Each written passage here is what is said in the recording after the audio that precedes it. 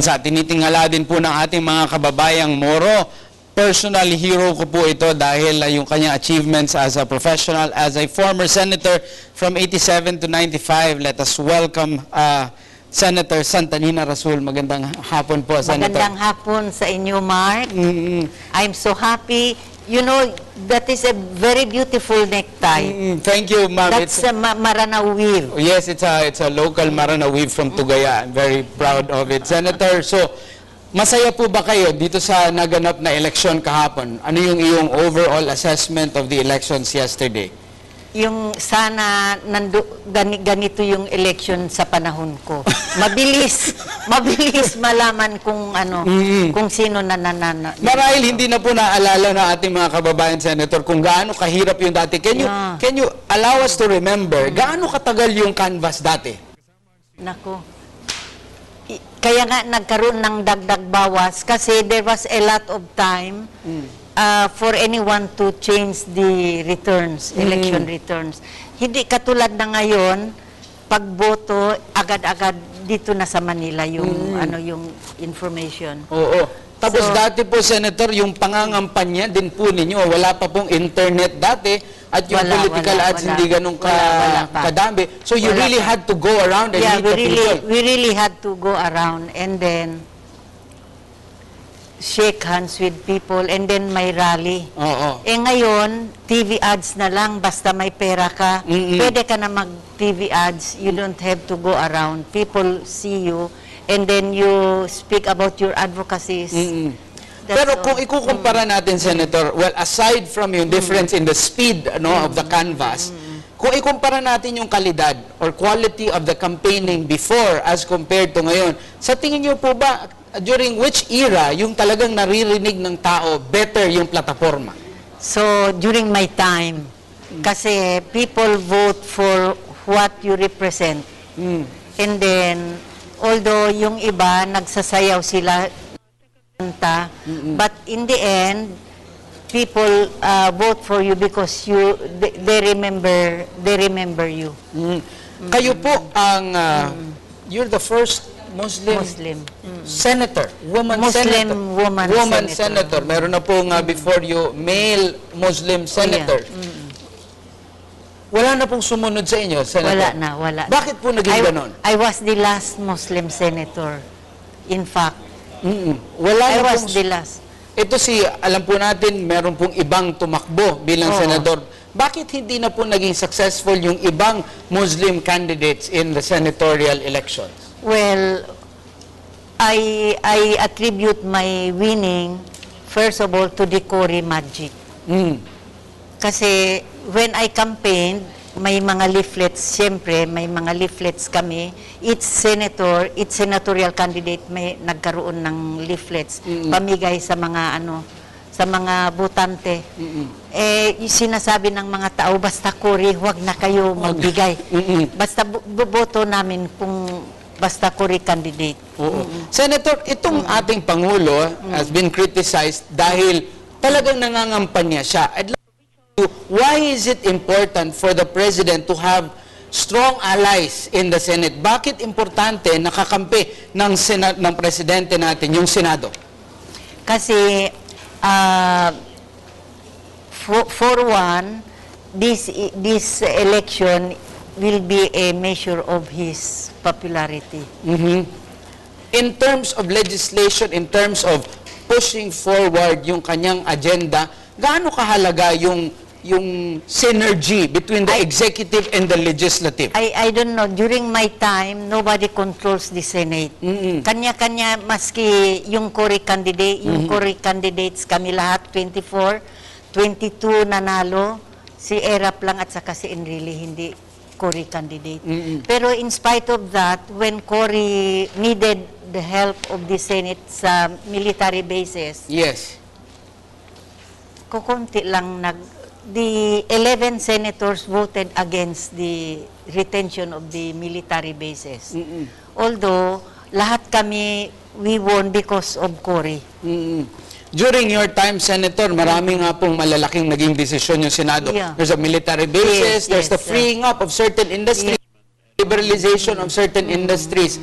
Gaano ka-challenging yung panahon ninyo bilang senador ko po? Well, it was really challenging because we had to be on our feet the whole time. Pinag-aralan namin yung mga bawat yung mga bills na that will be presented sa Senate. And then we were serious about committee work. That's right. Yeah. Ito pong mga bagong senador natin, ano po ang inyong impression sa kanila?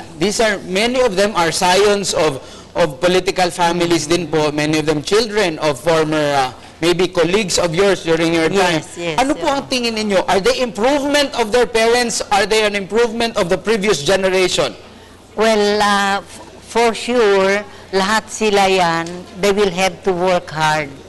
They will have to work hard to make their mark as a good legislator. Senator Rasul, exactly the question I left before we went on this break. Na, itong mga bagong henerasyon, they're taking after, ito literal, talagang coming from his That will lolo. not happen in the Muslim areas. That will not happen though in the Muslim areas. Kasi we respect our elders so much. Pero ano ang dapat gawin nitong bagong henerasyon ng mga politiko coming from the same family to make a better job or do a better job kumpara dun sa kanilang mga tatay, lolo, or tito?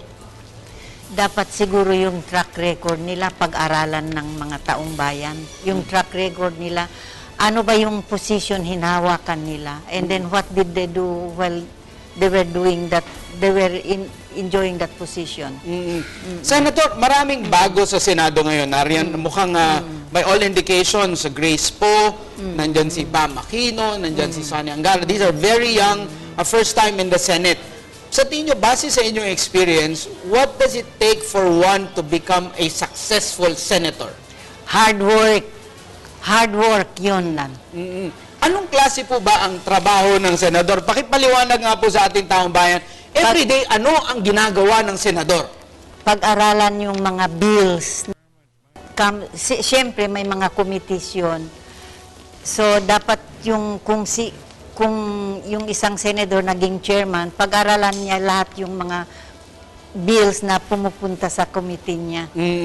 And then, so hindi madali yun because some of these bills are may technical principle, meron kaya pa mga research. May technical staff naman.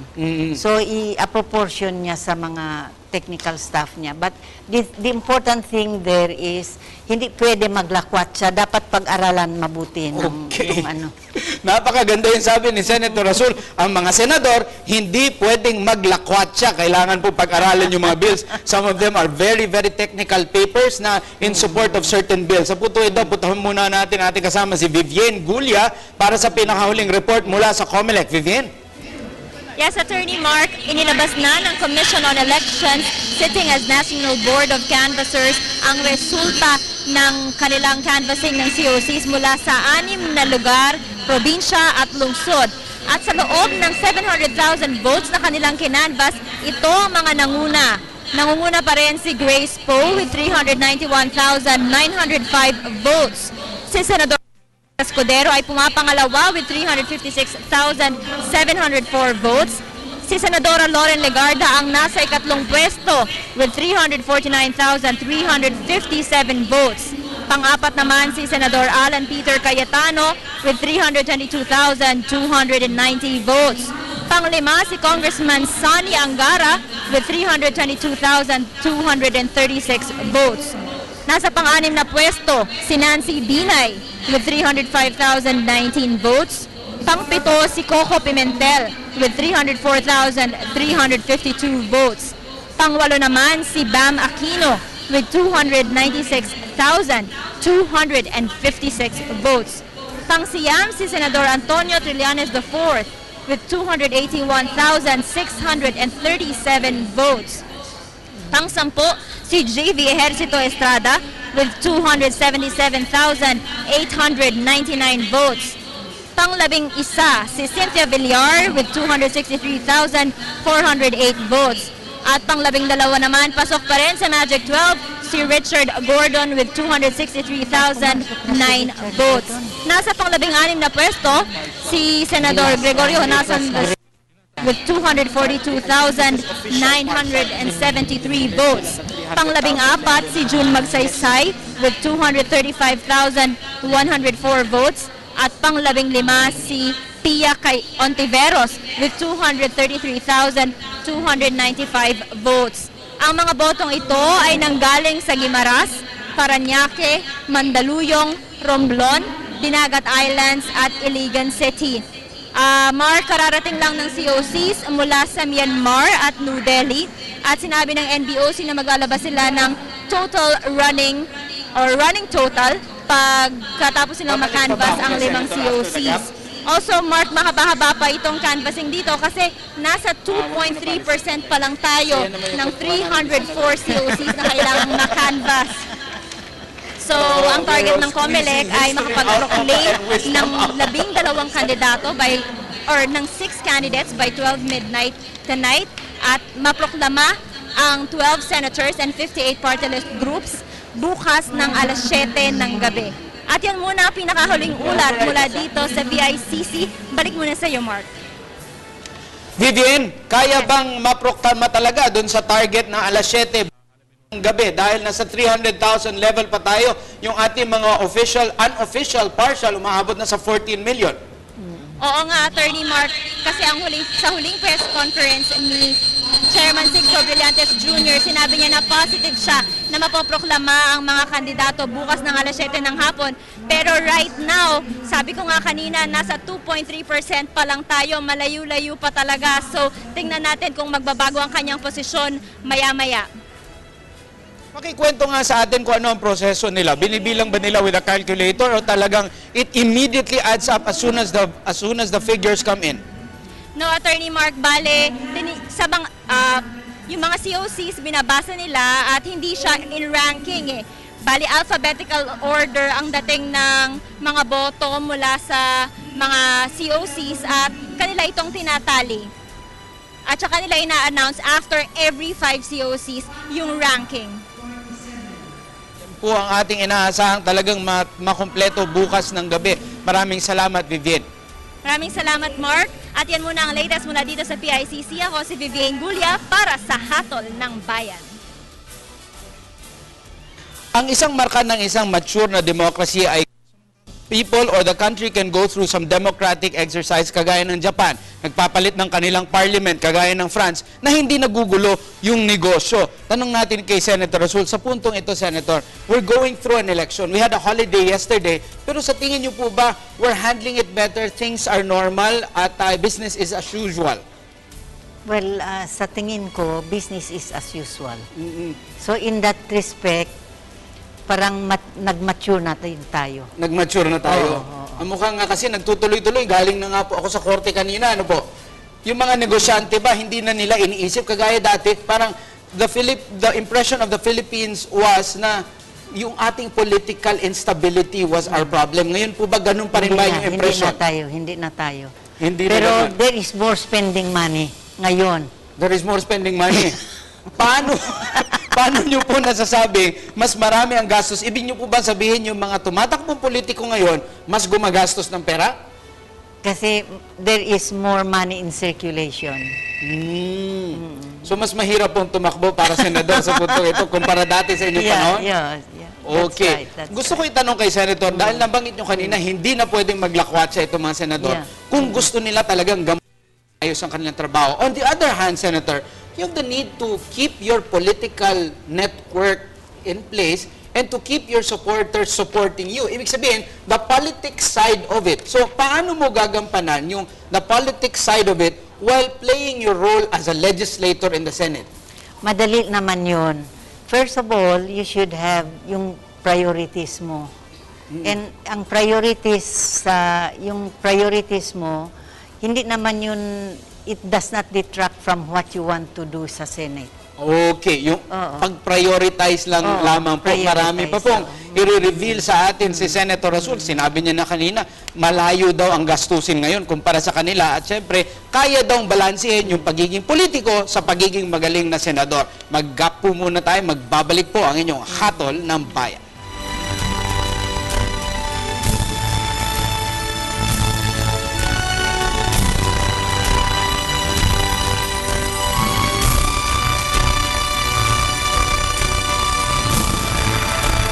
At mapalad nga po tayong kasama si former Senator Santanina Rasul at marami pong usapin na pwede niyang ikwento sa atin. So far, she has been able to tell us about yung working sa Senado at kung ano po ang dapat gawin nitong mga bagong senador. Nabanggit ni Sharina yung pagiging babae. First and last, woman, Muslim, senator. At yun nga itatanong natin, ano ba ang yung pagiging babae ba, senator, is it an advantage in the Senate or a disadvantage? It can be both. It can be both. Kasi there was a bill I wanted to pass. So I invited all my colleagues in the Senate. So that was a very short bill, including the Senate President. But when it was discussed in plenary, lahat yung mga lalaki, ayaw, nag-object sila. But I did that so that wala nang objections. Ito nga, nariyan si former si Senator Legarda, nariyan po mukhang may all indications, magiging senador din po si Grace po Yamanzares, and Senator Pia Cayetano is there, and Senator Miriam is there. Kumpara sa panahon nyo, mas marami sila ngayon. Sa tingin nyo po ba, with their number, it will be a little bit easier for them kumpara sa inyo?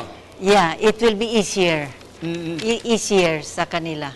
Ang isang gusto ko talagang itanong sa inyo, Senator Rasul, ay yung itong usapin ng Bangsamoro entity or Bangsamoro region, dahil we are in the process of crafting the basic law of the Bangsamoro. Ito yung papalit sa ARMM at magiging parang batas or constitution for that area. At magkatapos po i-craft yun, pupunta po yan sa Kongreso, sa Senado, para ratify. Ano ang dapat nilang gawin para maintindihan nila ang dynamics doon sa area na yon? Dapat pag-aralan nila mabuti. Yung it is not just the Bangsamoro, pero babasahin nila lahat yung ano yung sinabmit. Ano yung sinabmit ng this group that is tasked with the formulation of the basic law. I think there are 15 of them. Yes.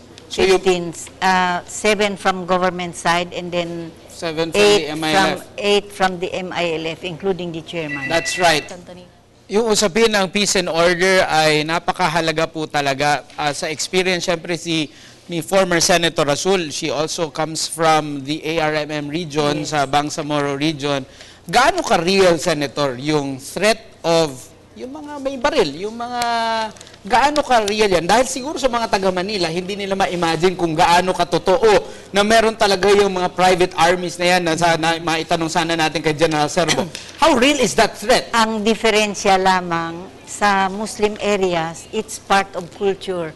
Parang kung walang baril, parang undressed. Hindi ka dressed. Before, it was Chris. Yes. Ngayon, wala nang Chris, baril na. Baril na. So if goes out, dapat may baril siya. And then that is a parang social status din kung maraming baril na kasama. Pero kagaya ng polisiya sa Amerika, na halimbawa, each person is allowed to bear arms to balance the threat. Ganun din ba ang kwento dun sa mga Muslim areas na because I have a gun and you have a gun, we're actually living at peace? Iba yung, I have seen some senators doon sa US, naglalakad lang sila, walang kasama, walang escort. Pero sa especially in the Muslim area, kung mag-isa ka lang, parang walang kwentang tao ka. Pero you have to have a lot of people with arms. Pero how can it happen that na magkaroon tayo ng free election kung merong mga armadong grupo? Posible ba yun na dahil may armas itong partido ito, may armas din yung isa, balanse yung threat, free pa rin dahil nga the threat is even? Kaya nga yung PICOS machine, it's a good thing. Wala na yung dagdag bawas. Pag mag-vote na yung mga tao, nandyan na immediately sa Manila. Tapos result. Marahil pwedeng sabihin na may mga baril, ano po na, hindi na namin kasalanan yung makina ang wala na. Oo, they have someone to blame, ano po? Yeah. Okay.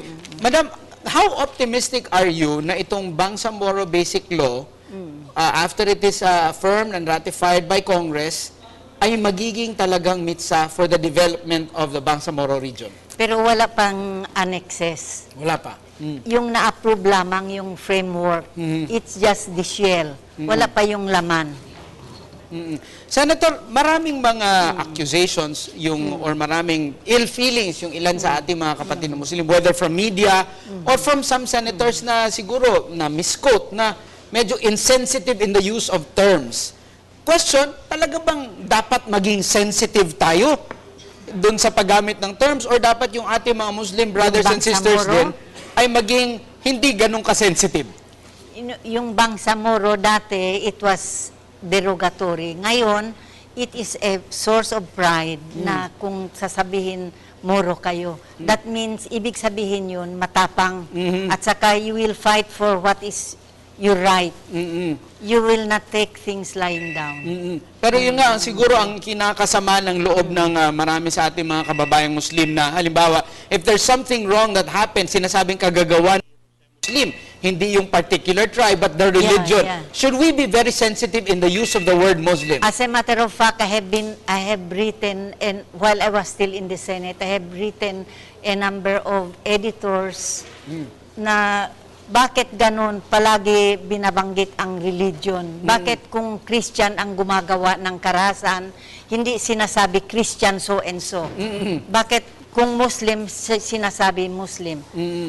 How important is yung sensitivity in the use of terms, lalo na kung ikaw ay senador? Gaano ka dapat kaingat in your language, in your state, in your behavior as a statesman? You know, when I was senator, I was conscious of the fact that I was a Muslim senator.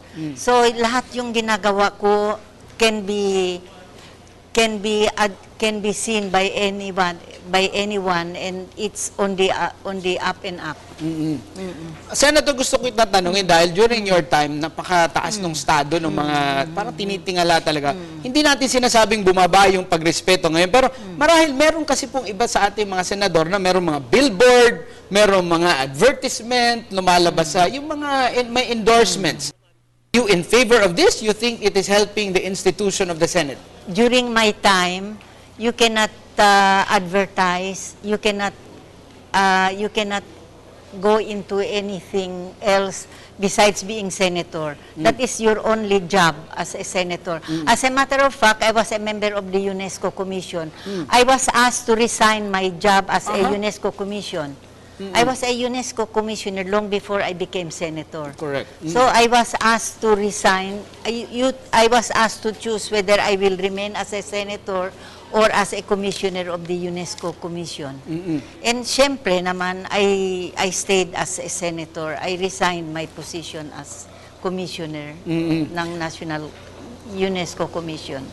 Kasama po natin si Senator Rasul at ang dami ko pong natututunan mula kay former Senator Rasul even during the break, at siguro kailangan ko na magbayad ng tuition fee kay former Senator Rasul sa lahat ng binabahagi niya. Before we pass it on to Charina, we left a question about yung LGUs at gaano kahalaga yung role ng LGU dito sa development goals ng ating bansa.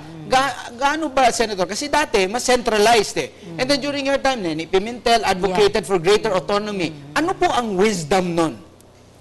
Alam mo, any project sa probinsya, sa grassroots, kung kasama yung LGU, talaga it will be a tremendous success.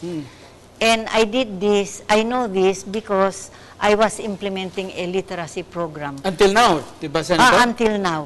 Pero kung kasama yung mga LGU, kung silang sumusuporta, it will be a very successful program. Kaya nga, when I passed the law creating the Literacy Coordinating Council, LGU was one of the members of the council.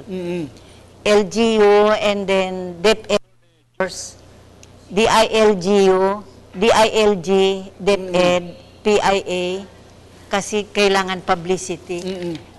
Pero ngayon, ang hirap ng kausapin yung mga LGU to fund a program. Pero Senator, It's ano so ang hard. dapat approach? If you're a national leader, like you're a senator, you have a project, you have an advocacy, or you're the president, you want things done, should you pressure them harder? Dapat ba mas diplomasya? Ano yung tingin mong tamang approach towards the LGUs? Hindi ba may mga ira yon? May mga ira. For those performing LGUs, ibibigay yung IRA. Kung yung walang performance, hold back the IRA. The internal revenue. Dapat ganun. Oo, dapat ganun. Dapat ganun. So, kung ikaw ay isang senador at meron kang programa, halimbawa, for your case, literacy, ano ang dapat mong approach? Do you invite them over to Manila or ikaw ang dapat pumunta sa kanilang teritoryo? Ano yung thinking ng LGU, governor o congressman for that matter? Hindi pala congressman, legislator pala, governor or mayor? Dapat pupuntahan sila, but that there is no certainty that they will give out anything. Dapat Pero puntahan. dapat puntahan sila. Pero hindi tayo makasigurado na kung may funding support, makukuha mo funding support from them. Ang naging approach ng ilang mga national leaders, Senator, in order to push for certain advocacies was to support or to organize mga NGO or people organization or merong silang sariling nationwide organization. Meron kang jeep ni ERAP, ni President ERAP, meron kang kay President Ramos. It was a grassroots organization that pushed for their advocacy. Would you recommend that to current senators, lalo na itong mga bago, para matulungan sila with the LGU coordination? I think that will help. That will help them. That will help them. That will Okay. help them. Itong ating Pangulo, Senator, ay tuwid na daan. Tuwid na daan ang kanyang tinatahak at nakikita natin sa cabinet niya yung inclusive growth ang kanilang target. Sa tingin niyo po ba the LGUs are catching this vision at anong dapat magawa ng mga senador na mahahalal at mga bago na para tulungan ang Pangulo? Mayroon naman mga LGUs who are very competent and proactive. Pero generally speaking, yung mga LGUs leaves much to be desired. Oo. Ang mga former senators, former local government officials, kagaya po ninyo, kayo po patuloy sa inyong advocacies hanggang ngayon, sa inyong literacy program. Ano po ang inyong suggestion? Doon din sa mga magre-retire, kagaya for example ni Governor Villafuerte, ngayon nga parang pinaparitar na siya ng apo niya. Ano yung suggestion ninyo para doon sa mga politikong natapos na ang kanilang political career? So, kailangan magkaroon sila ng niche and advocacy na gusto where they can excel. In my case, my niche is literacy promotion. And I do it sa mga areas na pinakamababa sa buong Pilipinas ang literacy rate. Ay, kinwento ko sa inyo yung one monitoring team that I joined. Tinanong ko yung isang matandang babae, bakit sabi ko matanda ka na gusto mo pa mag-aral how to read and write? Sabi niya, ayaw ko na assistant. Sabi ko sa kanya, hindi ba yung COMELEC nagbibigay ng assistant sa inyo? Sabi niya, ayaw ko ng assistant kasi yung kandidato ko maiksi ang pangalan pero mahaba ang sinulat niya. So, kailangan ng matutong magbasa. Senator Rasul, last question. Itong election na ito, nakikita natin na meron kang very senior former senators like Maceda, Magsaysay running, and you're very young like Bam Aquino, Senator Angara. Is this good?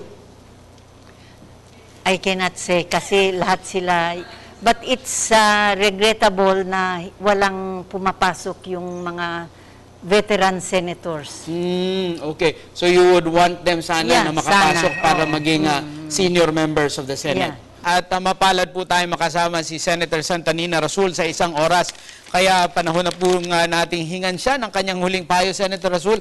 Kayo, ang maganda po kay Senator Rasul, yung kanyang anak, yung kanyang daughter, became former chairman of the National Youth Commission, woman, at yung kanyang apo are also, yung mga apo niya ay also very, very successful. Ang ating bansa, Senator, young ang ating population. Ano po ang inyong payo para sa ating mga botante? Itong mga bagong senador na rin, mga bata din ito. Ano po ang inyong payo sa kanila para po sa ating hinaharap? Siguro dapat maalala ng mga kabataan, values education is very important. Parang ngayon, parang wala ng delikadesa. Anything goes. Anybody can do whatever he wants to do. Sa mga panahon namin, mayroon pang buhay pa yung delikadesa. in times of difficulty or sa challenges ng buhay mo, itong delikadesa or character, how will this help you, Senator? Lalo na kayo, madami kayong pinagdaan ng political challenges sa inyong buhay. How does strong character and good yung ethics, how will that help a person become successful? It really does help. Kung may character, strong character, at saka may values, very strong values, it will really help. Okay. Maraming salamat po. That's Senator Santanina Rasul. Nakasama po natin siya sa mahigit isang oras. We spoke about various topics. Nakausap natin siya about yung trabaho sa Senado. Nakausap po natin siya about Bangsamoro. Nakausap po natin siya about LGU at marami pa pong bagay. At sana yung wisdom ng mga ating mga senior members of our community dapat nating pinapakinggan. Maraming salamat po, Senator Rasul. Thank you.